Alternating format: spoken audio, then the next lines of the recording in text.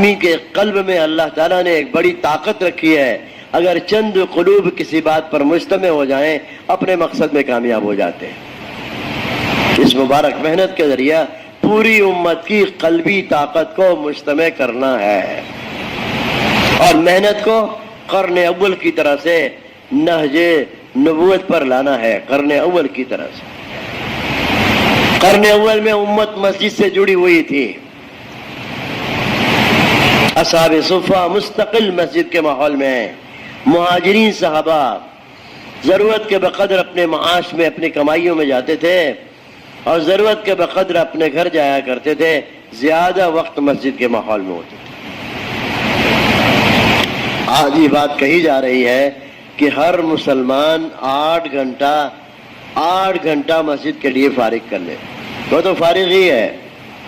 محسوس صاحب فرما دیتے ہیں 8 گھنٹہ کاروبار کو دے دو، 8 گھنٹہ اپنے آرام کو سونے کو دے دو، بچ گیا 8 گھنٹہ، اس 8 گھنٹے کو مسجد کے لیے طے کر دو۔ فارغ وقت فرما دیتے ہیں آرام کے وقت میں آدمی نہیں بگڑتا، کمائیوں کے وقت میں نہیں بگڑتا، یہ فارغ وقت میں گڑبڑ ہوتا ہے اور بگڑتا ہے، یہ فارغ وقت میں 8 گھنٹے والے میں۔ اگر پرانے ساتھی 8 گھنٹہ روزانہ لگانے لگے، کیوں بھائی ہر مسجد کا کام جم جائے گا؟ نہیں جم جائے گا، ارے بولو، ہر مسجد کا کام مضبوط ہو جائے گا۔ آج کیا ہو رہا ہے، بڑے بڑے وہ کہیں گے جی ہماری مسجد میں 5 وقت مسجد آباد ہے، آدھا گھنٹہ کام کریں گے اور کہیں گے کہ 2.5 گھنٹہ لگ گیا۔ ایک مستقل ہر مسجد کی جماعت کم سے کم 2.5 گھنٹہ ایک وقت میں لگا رہی ہو، ورنہ 3 شفٹوں میں 8 گھنٹہ پورا کیا جا سکتا ہے، 3 شفٹوں پر۔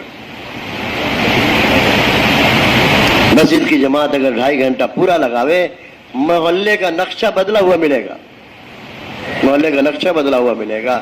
اگر ایک جماعت بھی 2.5 گھنٹہ پورا وقت دے رہی ہو، 3 آدمی بھی 2.5 گھنٹہ دے رہے ہیں، تو ان 3 آدمیوں کے ساتھ 2 آدمی بھی دے رہے ہیں، ان 2 کے ساتھ انشاءاللہ محنت کرنے والے 2.5 گھنٹے تک چلتے رہیں۔ امت جتنا مسجد سے جڑے گی اتنا ہی مسجد کی خیر و برکت گھروں میں جائے گی۔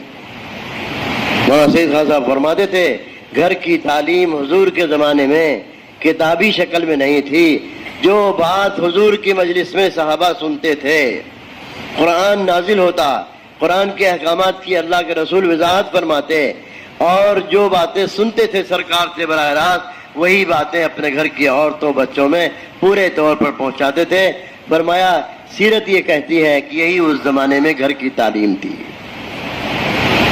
آج اس زمانے میں گھر کی تعلیم 5 عمل کے ساتھ بتائی جا رہی ہے، قرآن کا حلقہ، کتابی تعلیم بدل بدل کر 6 صفات کا مذاکرہ، گھر کا ایک آدمی، اور تشکیل تاکہ گھر کے چھوٹے بڑوں کا مزاج اللہ کے راستے میں نکلنے کا بنے۔ 5واں عمل مشورہ ہے، کل کی تعلیم کس کے ذمہ ہوگی، کل 6 نمبر کس کے ذمہ ہوگا، قرآن کے حلقے میں غلطیاں کون صحیح کرائے گا۔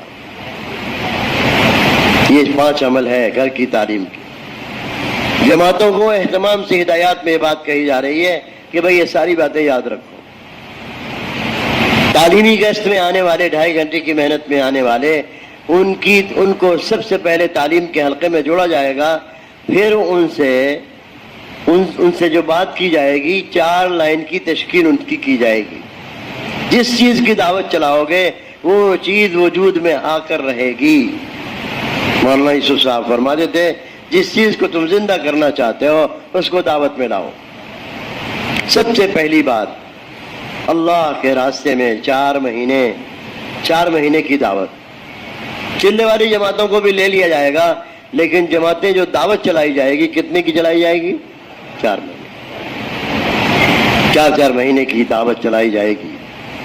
دوسری تشکیل مسجد کے لیے 2.5 گھنٹہ کم سے کم ہے، ہر مسلمان سے ہمیں مسجد کے لیے وقت مانگنا ہے اور 8 گھنٹے سمجھانا ہے کہ 8 گھنٹے فارغ ہیں۔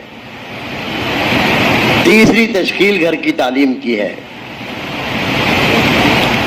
تیسری تشکیل گھر کی تعلیم اور دعوت اس انداز سے دی جا رہی ہو یہ آدمی کیسے دل پر لے لے اور کرنے والا بن جائے۔ مولانا یوسف صاحب فرماتے تھے، مولانا الیاس صاحب فرماتے تھے، ہماری دعوت کانوں تک بات پہنچانے کی نہیں ہے، دل تک بات پہنچانے کی ہے کہ آدمی اس کو کرنے کے لیے تیار ہو جائے۔ دل تک بات پہنچانے کا مطلب ہی یہی ہے کہ آدمی کرنے کے لیے تیار ہو۔ قرآن کریم میں اللہ تعالیٰ نے اپنے نبی صلی اللہ علیہ وسلم کو فرمایا، اے میرے نبی، ہم دیکھ رہے ہیں لوگوں کے پیچھے محنت میں آپ اپنے آپ کو اتنا تھکاتے ہیں کہ آپ اس حرص میں کہ ایمان نہ لائیں گے، ایمان نہ لانے کی وجہ سے آپ اپنے کو ہلاک ہی کر دیں گے۔ لعلک باخع نفسک الا یکونوا مؤمنین، اے میرے نبی ہم آپ کو دیکھ رہے ہیں لوگوں کے پیچھے ایمان نہ لانے کی وجہ سے آپ اپنے آپ کو ہلاک ہی کر دیں گے۔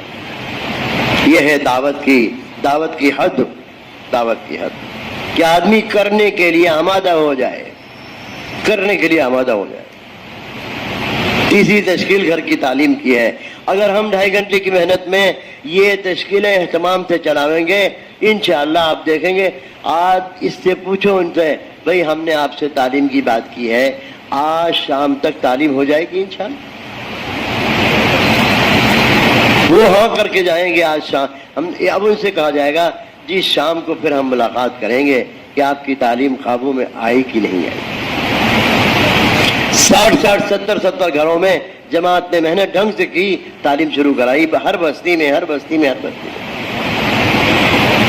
گھر کی تعلیم۔ مولانا یوسف صاحب فرماتے تھے جس گھر میں تعلیم روزانہ ہوگی، جن سوراخوں سے باطل گھر میں گھسا کرتا ہے وہ سارے سوراخوں کو بند کر دے گی۔ اگر گھر کی تعلیم قابو میں نہ آئی تو میرے بزرگوں اس طرح سے باطل گھروں میں گھسے گا کہ آدمی گھر کا ذمہ دار تبلیغ والا مر کر قبر میں جائے گا اور تبلیغ بھی اس کے ساتھ چلی جائے گی، گھر میں باقی نہیں رہے گا کچھ۔ چوتھی تشکیل گھر کے بچوں کو مکتب سے جوڑیں۔ مسجد کا جو مکتب ہے ہر گھر کے بچے مکتب سے جڑیں، اس سے بچوں کی حفاظت ہو جائے گی۔ قرآن کے پڑھنے کی جو ہے کی ترغیب دی جائے گی کہ ہر گھر کے بچے مسجد کے مکتب سے جڑیں۔ عام طریقے سے 2 گھنٹے مسجدوں میں مکتب چلتا ہے۔ اگر 2 وقت ہے تو 2 وقت، فارغ بچے صبح کو پڑھ لیں گے اور مشغول بچے شام کو پڑھ لیں گے۔ یہ 4 لائن کی دعوت 2.5 گھنٹے کی محنت میں بھی مستقل دی جائے گی اور جماعتوں میں نکلنے والوں کو بھی ہدایات میں یہ بات کہی جائے گی کہ جس کو بھی تعلیمی گشت میں لائیں گے وہ سب جو ہے ان سے یہ تشکیل ہوگی، ان کی یہ تشکیل ہوگی، 4 لائن کی تشکیل ہوگی۔ اور مقامی جماعتیں، ہر جگہ مقامی جماعتیں اور جماعت کے ساتھی مل جل کر کام کریں گے، ایک جماعت بن کر کام کریں گے۔ 2.5 گھنٹے کی محنت وہ کر رہے ہیں، جماعت شامل ہو جائے گی۔ مسجد کا عمل جماعت کا چل رہا ہے، مقامی ساتھی تعلیم میں جڑ کر ان کے ساتھ تعلیمی گشت میں محنت کر لیں گے۔ ظہر کے بعد کی تعلیم میں پورے طور پر شامل ہو کر 2.5 گھنٹے کی محنت جو جماعت آئی ہے اس کے ساتھ جڑ کر تعلیمی گشت جب شروع ہوگا دونوں مل جل کے کام کریں گے۔ شام کا روزانہ کا عمومی گشت باہر کی جماعت تو کرے گی، مقامی ساتھی جو 2.5 گھنٹہ لگا رہے ہیں وہ بھی شامل ہوں گے اور جس قدر ممکن ہوگا مقامی ساتھی جماعت کے عمومی گشت میں شامل ہوں گے۔ میرے بزرگوں یہ مبارک محنت بنگلے والی مسجد کے ہدایات کے مطابق جتنا ہوگی، خروج کا جتنا اہتمام ہوگا، سب سے اہم چیز اس مبارک محنت میں اللہ کے راستے کی نقل و حرکت۔ سالانہ خروج اگر متاثر ہوا پوری تبلیغ متاثر ہو جائے گی۔ اگر سالانہ خروج متاثر ہو گیا آدمی کی پوری تبلیغ متاثر ہو جائے گی، اب اس کی زبان کی طاقت کم ہو جائے گی، نقل و حرکت قدموں کا چلنا بھی کمزور پڑ جائے گا۔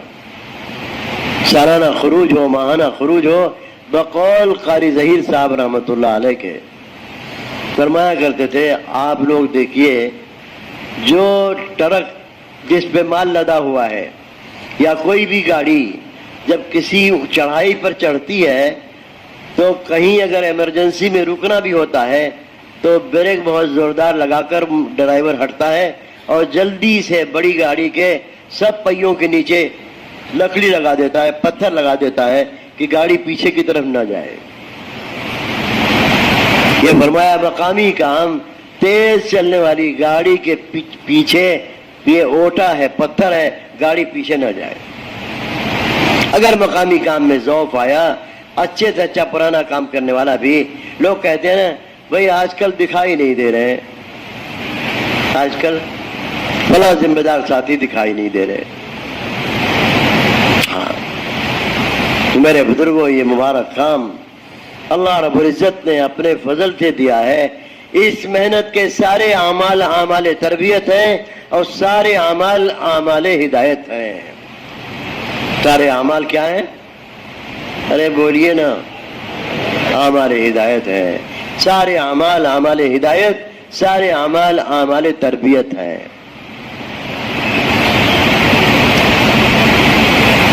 محنت میں چلیں گے جڑ کر کے تو میرے بزرگوں تربیت ہوگی۔ جن گھروں میں پابندی سے تعلیم ہوتی ہے ان گھروں کے بچوں میں بھی ایمانی جذبات پیدا ہوتے ہیں۔ مسجد میں جب گشت ہوتا ہے نا، کوئی جماعت آ جاتی ہے تو اس گھر کے بچے بھی کھڑے ہو کر 4 مہینہ لکھاتے ہیں تو لوگ ہنستے ہیں، مسکراتے ہیں، ارے یہ بچہ ابھی کیا 4 مہینے میں کہاں جائے گا؟ نہیں، اس کے گھر کی تعلیم نے اس کو اس بات پر آمادہ کیا ہے کہ اسی عمر سے وہ 4 مہینہ لکھا رہا۔ اور یہ لکھانا ایسی زبردست چیز ہے۔ ہمارے ایک کام کرنے والے ذمہ دار تھے، اللہ ان کی قبر کو نور سے بھرے، ارے آمین تو کہہ دو نا۔ صحابہ سے دین کی مجلس میں زور سے آمین کہنا ثابت ہے۔ نماز کی آمین تو آہستہ اور مجمع کی آمین۔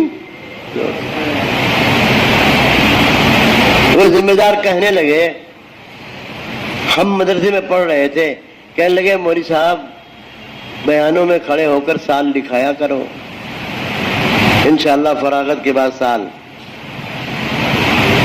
اس لکھانے سے آپ کے لیے سال لگانا آسان ہو جائے گا۔ یہ معمولی بات نہیں ہے۔ کھڑے ہو کر 5 مہینے میں نام لکھایا، علماء نے کھڑے ہو کر سال لکھایا، دوسرا سال لکھایا۔ آج ہم دیکھ رہے ہیں دوسرا سال ابھی 3 سال پہلے لگا کر آنے والے تیسرے سال کے لیے مرکز میں موجود ہے، وہ آج کل میں روانہ ہونے والے ہیں۔ کہا جا رہا ہے کہ تیسرا سال بھی لکھاؤ۔ پہلا سال لگانے والے ابھی سے ان کی روزانہ کی عصر بعد کی مجلس میں 3 سال پر کھڑا کیا جا رہا۔ ایک تو سال انشاءاللہ پورا ہو ہی جائے گا، دوسرے سال کی بھی نیت کریں، تیسرے سال کی بھی نیت کریں۔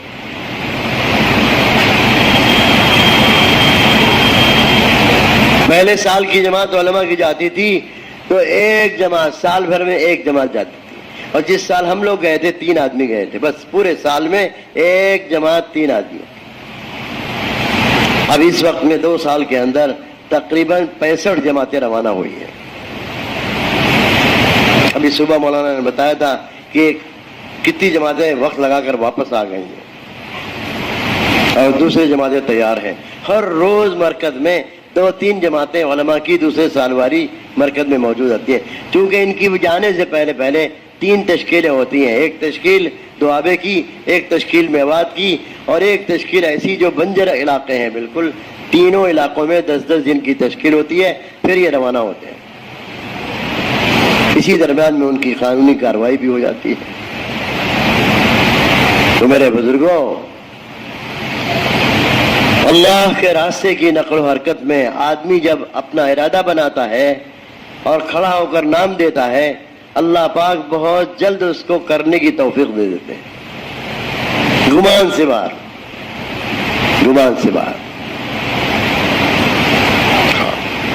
اکیلے علماء تیار ہو کر 1 سال کے لیے آ رہے ہیں، 1 سال کے لیے۔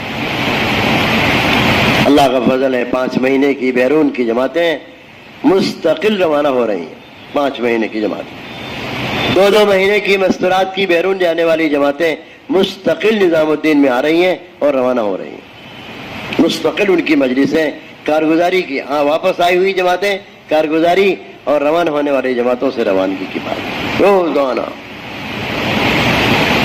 60 جماعت 70 جماعت 65 جماعت ہر وقت مستورات کی آنے جانے والی جماعتیں ہر وقت مرکز میں موجود رہتی ہیں، روزانہ جماعتیں روانہ ہو رہی ہیں۔ میرے بزرگوں، اس وقت میں ہمیں اپنی پوری قوت و طاقت کو اس طرف لگانا ہے جو بات ہمیں بنگلے والی مسجد سے جو بات کہی جا رہی ہے۔ ایک ایک کام کرنے والوں کا تعلق بنگلے والی مسجد سے مضبوط ہونا چاہیے۔ جتنا ہماری آمد و رفت، جتنا ہمارے ذمہ داروں کی آمد و رفت، بقول مولانا سعید خان صاحب کے، جس علاقے کے لوگ اپنے آپ کو بنگلے والی مسجد سے جوڑ دیں گے اور اپنے کام کرنے والوں کو وہاں سے جوڑ دیں گے، ان کے علاقے کا کام صحیح رخ پر آ جائے گا۔ جتنا بنگلے والی مسجد سے، مولانا ہمیشہ سال میں 3 مہینے کے لیے نظام الدین آتے تھے۔ مولانا سعید خان صاحب 50 سال حرمین شریفین میں رہے اور ہر سال ہندوستان کا ویزا لے کر 3 مہینے بنگلے والی مسجد میں رہا کرتے تھے اور جماعتوں میں بھی جاتے تھے۔ ایک سال ہم کسی عارض کی وجہ سے ایک سال نہیں آئے، ہمارے ایک ذمہ دار وہاں 1 سال کے لیے مدینہ گئے تھے اور جدہ میں وہ رہے۔ مولانا کا 1 سال نظام الدین آنا نہیں ہوا تو انہوں نے کہا کہ حضرت آپ کو 1 سال ہو گئے نظام الدین گئے ہوئے، اب ہم آپ کی بات میں فرق پا رہے ہیں۔ مولانا سعید خان صاحب سے کہا کہ اب آپ کی بات چیت میں ہم فرق پا رہے ہیں، 1 سال جو آپ کے جانے میں وقفہ ہوا ہے اس کی وجہ سے۔ مولانا سعید خان صاحب کہتے تھے ہم مدینے سے اپنی اصلاح کے لیے نظام الدین آتے ہیں، اپنی اصلاح کے لیے نظام الدین آتے ہیں۔ سارے کام کرنے والوں کو بنگلے والی مسجد سے جڑ کر چلنا چاہیے اور کم سے کم سال بھر میں 2 مہینے بنگلے والی مسجد کے ہونے چاہیے۔ ہمارے یو پی کے جتنے اضلاع ہیں ہر ضلع میں یہ ترتیب ہونی چاہیے، کم سے کم اوپر کے 12 آدمی 2 مہینے کی ترتیب قائم کر لیں تو انشاءاللہ سال بھر ہر ضلع کے 2 آدمی موجود رہیں گے۔ کتنے آدمی؟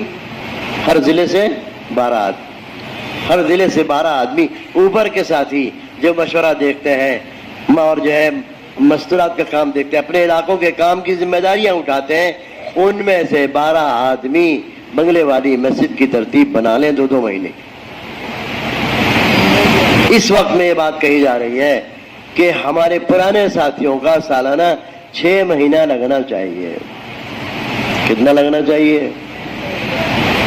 بات تو منہ سے 6 مہینہ بھی نہیں کہہ رہے ہیں کہ کہیں قبول نہ ہو جائے۔ ارے کتنا؟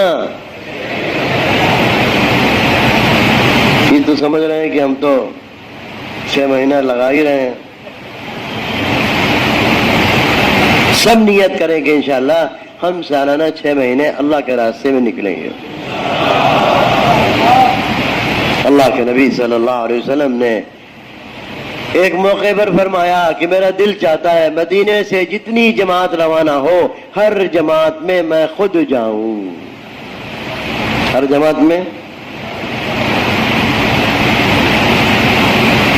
ایک موقع پر فرمایا 7 مرتبہ میں اللہ کے راستے میں نکلوں، شہید کر دے جاؤں پھر زندہ کیا جاؤں، میں پھر اللہ کے راستے میں نکلوں، شہید کر دے جاؤں پھر زندہ کیا جاؤں۔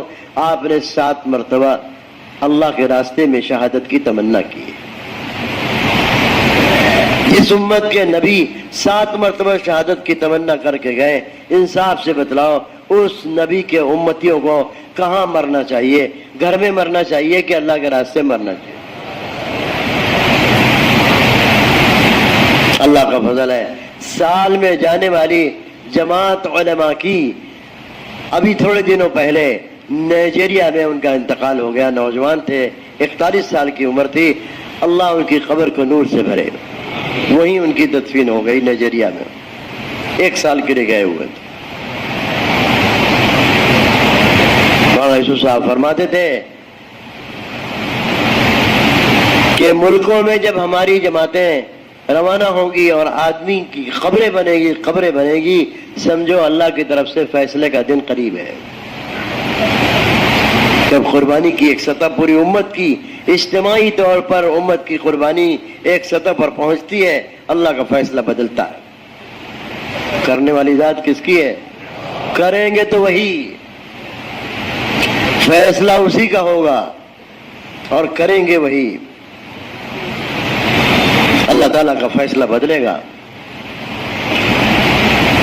سالانہ 6 مہینے میں مولانا یوسف صاحب فرماتے تھے اس کام کو مقصد بنا کر چلو گے، اس کام کو مقصد بناؤ گے، ذمہ داری سے کرو گے، اللہ رب العزت 2 نعمتیں دیں گے. ایک نعمت تو یہ دیں گے، سب سے چھوٹی نعمت کہ ایمان کے ساتھ خاتمہ ہوگا. اور دوسری بات فرماتے تھے سیرت کی روشنی میں کہ تمہاری 14 نسل میں فاقہ نہیں آئے گا. تمہاری 14 نسل میں فاقہ نہیں آئے گا. آج کل نماز روزہ کرتے ہوئے بھی لوگ پریشانیوں میں اور دقتوں میں اور ٹینشنوں میں چل رہے ہیں. ٹینشنوں میں الیاس صاحب فرماتے تھے سنو، اللہ کے راستے میں نہ نکلنا اللہ کے غصے کا غضب کا باعث ہے. اللہ کے راستے میں نہ نکلنا اللہ کے غضب کا باعث ہے. ہمیشہ نکلنے والے کعب بن مالک ہمیشہ نکلنے والے ایک موقع پر نہیں نکلے. اللہ کی طرف سے ناراضگی آئی، اللہ کے نبی نے سلام کلام بات چیت چھوڑ دی، سارے ایمان والوں نے چھوڑ دی. 50 دن تک ان کا بائیکاٹ ہوا ہے. ارے ہوا کہ نہیں ہوا؟ مولانا یوسف صاحب فرماتے تھے اللہ نے صحابہ سے ایسے واقعات کرا کر آنے والے لوگوں کے لیے عبرت قائم کی ہے اور سبق دیا ہے. سبق فرماتے تھے موجب غضب ہے، محنت میں کمی آئے گی. یاد رکھنا ایک مرتبہ بھی اگر خروج میں کمی آئی باطل کو جرأت ہو جائے گی کہ بھئی دعوت نامہ آ گیا کہ نہیں آ گیا، آ جاؤ ہمارے دین میں آ جاؤ، تمہارے اوپر زیادتی کی جا رہی ہے، آؤ اپنا دین چھوڑ کر ہمارے دین میں آ جاؤ. کہنے لگے بڑی مصیبت آ گئی، تندور میں لے جا کر وہ خط ڈال دیا. تندور میں لے جا کر خط ڈال دیا. اور کعب بن مالک کہتے تھے میں تو سمجھ گیا تھا اگر ان دنوں میں میری موت ہو جائے گی حضور میرا جنازہ بھی نہیں پڑھے گا. میں سمجھ گیا تھا کہ حضور میرا جنازہ بھی نہیں پڑھے گا. آپ اندازہ لگائیے کہ کتنا بڑا جرم ہے اللہ کے راستے میں نہ نکلنا. آج امت میں سارا زوال جو آیا ہے، جہالت آئی ہے، سارا دین کے اعتبار سے جو زوال آیا ہے وہ اللہ کے راستے کی محنت اور دعوت اللہ کو چھوڑ دینے کی وجہ سے آیا اور پریشانیوں میں مبتلا ہے. نبی والے مزاج اور نبی والی تعلیمات سے دور جاؤ گے ساری نعمتیں گھر میں پڑی رہیں گی، تمہارے آپس کا سکون چھن جائے گا. کارگزاری ایک صاحب نے سنائی 6 بھائی اور ساری دنیا کی نعمتیں گھر میں بھری پڑی ہیں لیکن آپس میں بول چال نہیں ہے. آپس میں بول چال نہیں.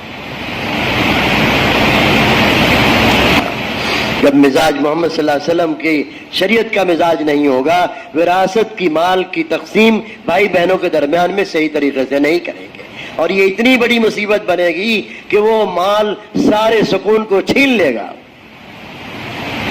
لوگوں کا حق مار کر اگر ہم کھائیں گے پیئیں گے تو سکون ملے گا؟ ارے بولو.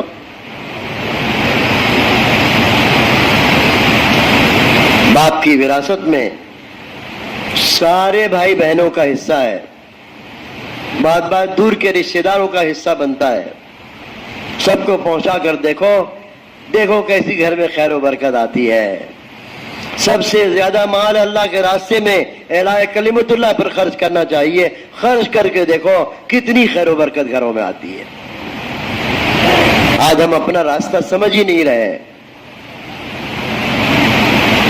میں نے عرض کیا تھا نسلوں کا فاقہ اللہ دور کرے گا. یہ وہ خیر ہے، خیر کا کام ہے کہ خیر کی طرف لائے گا.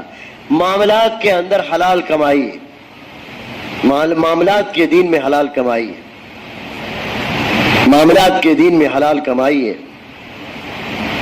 مولانا یوسف صاحب فرما دیتے ہیں کمائیاں صاف ستھری کھاؤ گے اور کھلاؤ گے تو اس کے اثرات بچوں پر، گھر والوں پر ایسے پڑیں گے کہ سب کرنے کی دل چاہے گا۔ اور اگر کمائیاں صاف ستھری نہیں کھلایا تو تم چاہے کتنا بھی کوشش کرتے رہو، اس کمائی کا اثر اتنا پڑے گا کہ دل شہوتوں کی طرف، گناہوں کی طرف زیادہ جائے گا۔ معاشرت کے دین میں روایت میں آتا ہے کہ اگر کسی کے انتقال پر اس کے دو پڑوسی اس کے بارے میں یہ کہہ دیں یہ ہمارا پڑوسی بڑا اچھا آدمی تھا، اللہ تعالیٰ ان دو کی گواہی پر اس کی مغفرت کر دیں گے۔ اس دو کی گواہی پر اللہ تعالیٰ اس مرنے والے کی مغفرت کر دیں گے۔ پڑوسیوں کے ساتھ لمبا وقت رہنا پڑتا ہے، اور مرنے کے بعد پڑوسی اچھا کہہ دیں یہ کوئی معمولی بات نہیں۔ میرے بزرگوں اور بھائیوں، اللہ جل جلالہ امن والہ نے 100% قرن اول کے لوگوں میں علم زندہ کر دیا، نبی کی تعلیمات عام ہو گئی مسجد کے تعلق کی وجہ سے۔ علماء اور عوام جب سب ساتھ ہوتے ہیں تو علماء کا علم عوام میں جاتا ہے، علماء کا علم عوام میں جاتا ہے۔ ہمارے استاد تھے، بڑے عالم تھے، ان کی خدمت میں ایک حاجی صاحب رہتے تھے۔ کوئی آدمی کوئی مسئلہ پوچھنے کے لیے آیا، ان کا نام ابراہیم تھا، مسئلہ پوچھنے کے لیے آیا تو کہنے لگے، بڑے مولانا کہنے لگے کہ جاؤ حاجی ابراہیم سے پوچھ لو، تم کو یہ مسئلہ بتا دیں گے۔ خدمت کرنے والے بھی صحبتوں میں رہ کر علم سے جو ہے اللہ ان کو نوازتا ہے۔ آج علماء اور عوام کا اختلاط نہ رہا، علماء اور عوام کا اختلاط نہ رہا، جس کی وجہ سے امت جہالت کی طرف چلی گئی۔ قرن اول میں عامی سے عامی آدمی 5 لائن کے علم سے واقف تھا، ایمان اور عقیدے کی تعلیم سے واقف تھا، عبادات کے علم سے واقف تھا، اخلاق کے دین سے واقف تھا، معاملات کے دین سے واقف تھا، معاشرت کے دین سے واقف تھا۔ عامی سے عامی مسلمان مسجد سے تعلق کی وجہ سے، مسجد نبوی کے تعلق کی وجہ سے، اور مسجد کی سنی ہوئی باتیں گھر والوں کو پہنچا دیتے تھے، مرد بھی اسی ذہن پر، عورتیں بھی اسی ذہن پر، بچے بھی اسی ذہن پر، سادے انداز سے، سادی ترتیب پر۔ میرے بزرگوں قرن اول کے لوگوں میں دین میں استحکام تھا اور دین میں مضبوطی تھی، اور سرکار کی مجلس میں روزانہ رہنے کی وجہ سے سفر میں بھی اور حضر میں بھی، علماء نے لکھا ہے صحابہ میں 130 صحابی کے نام گنوائے ہیں کہ آپ کی وفات سے پہلے اللہ نے ان کو علم میں فتویٰ دینے کی استعداد کا علم عطا فرما دیا تھا۔ 130 صحابی علم میں فتویٰ دینے کی استعداد پر آ گئے تھے۔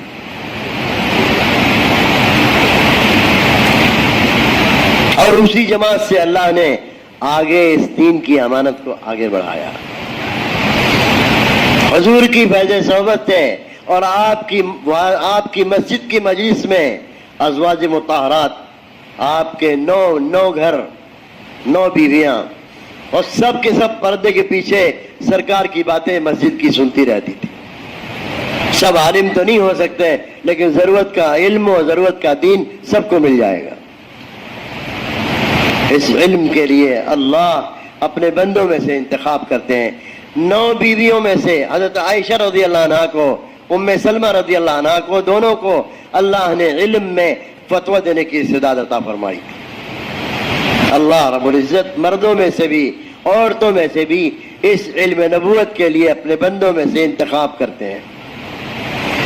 صحابہ کا آپس میں اگر کبھی علمی اختلاف ہوتا حضور کی وفات کے بعد تو اماں عائشہ کے دروازے پر آ کر وہ مسئلہ پیش کرتے، اور 1-2 باتوں میں وہ مسئلہ حضرت عائشہ رضی اللہ عنہا حل کر دیتی تھی۔ ایک موقع پر اللہ کے رسول نے صحابہ سے فرمایا